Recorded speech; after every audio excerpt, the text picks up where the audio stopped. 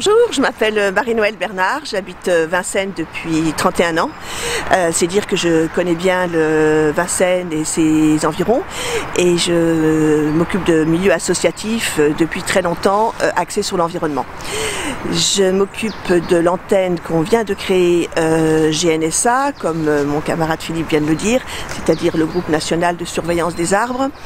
Et on est là aujourd'hui pour parler du bois, bien sûr, puisque c'est bien d'environnement dont on parle aujourd'hui. Je pense qu'on est en train de se tromper de modèle. On se trompe vraiment de modèle, puisque on ne peut pas continuer à densifier Paris. On ne peut pas continuer à apporter effectivement plus de monde dans Paris. C'est l'inverse qu'il faut faire. J'ai l'impression d'entendre des dinosaures parler. On nous parle de ce projet d'il y a 20 ans et comme le disait Philippe, on n'a plus la même mentalité aujourd'hui. Aujourd'hui, on a bien compris qu'on a besoin d'oxygène, d'aération, de protection. Paris est protégé actuellement par des bois périurbains. Le bois de Boulogne, pour ceux les plus connus, on va dire, c'est le bois de Boulogne, le bois de Vincennes. Le bois de Vincennes est beaucoup plus sauvage que le bois de Boulogne. Et la partie concernée par le tracé est la partie la plus sauvage du bois, puisque comme vous le savez, le bois est déjà construit à 50%.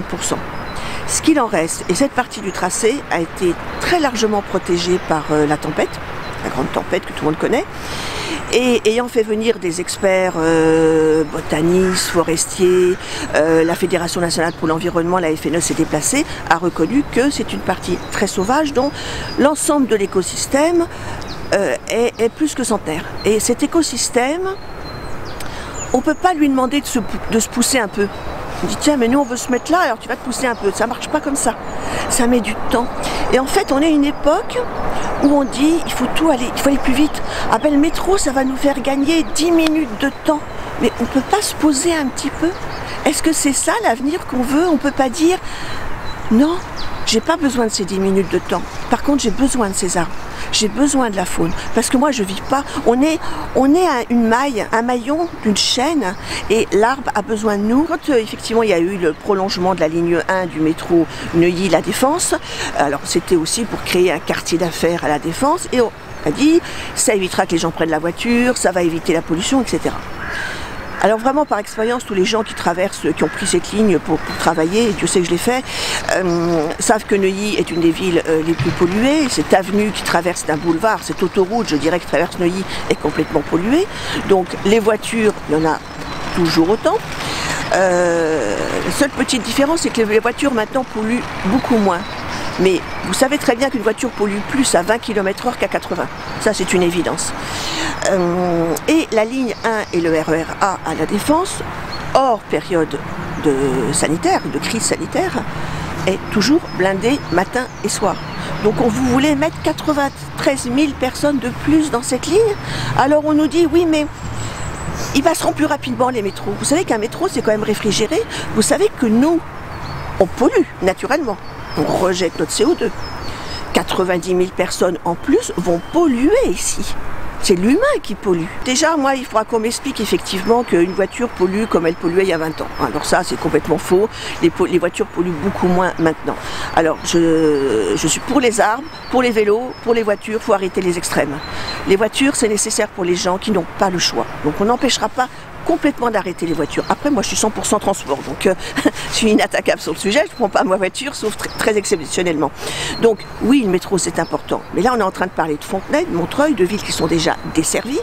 Alors, effectivement, les gens vont gagner.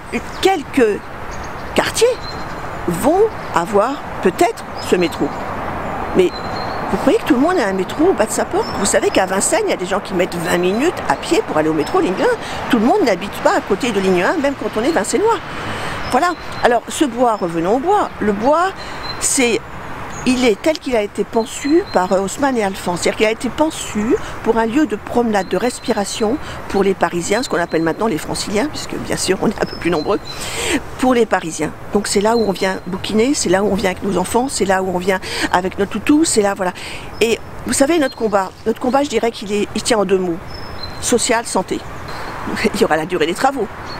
Donc il y aura toute la durée des travaux. Tout cet écosystème, vous ne le remplacez pas.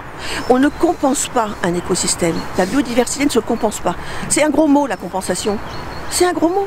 C'est se fiche du monde de dire ça. Ici, vous avez toutes sortes d'animaux, et des animaux protégés. Hein. Alors on va s'amuser avec ça. Parce que là, on a des animaux protégés. Vous savez, avec nous, on a la FNE, on a la LPO, etc. Ça va être un combat très rude. Mais vous savez ce que ça sera, ce combat? En fait, ce qu'on veut, c'est être la voix du monde du silence. Tous ces êtres là sur lesquels vous marchez, vous voyez, les écureuils, etc., tous ces êtres, ils vont être tués. Mais ils ne peuvent pas parler. Un arbre, ça ne peut pas parler. Un capricorne, ça ne parle pas. Alors, c'est pas très joli un capricorne, sauf qu'il y a des capricornes protégés. Je dirais à nos adversaires, mais vous savez, il y a une chose que je demande, c'est mettons-nous autour de la table. Qu'est-ce qu'on va demander, nous, à l'enquêteur public? Pourquoi les associations environnementales ne sont pas autour de la table? Pourquoi on n'a pas travaillé avec les associations environnementales? Pourquoi la FNE n'est pas là? Pourquoi, effectivement, la RATP, la région... Moi, je l'attends, Valérie Pécresse, qu'elle vienne. Qu'elle vienne. Moi, je demande que ça. On n'a pas de bureau, mais je l'accueille. Au GNSA, il n'y a pas de problème. On en trouvera. Mais je suis sûre que la maire de Vincennes va nous prêter un bureau.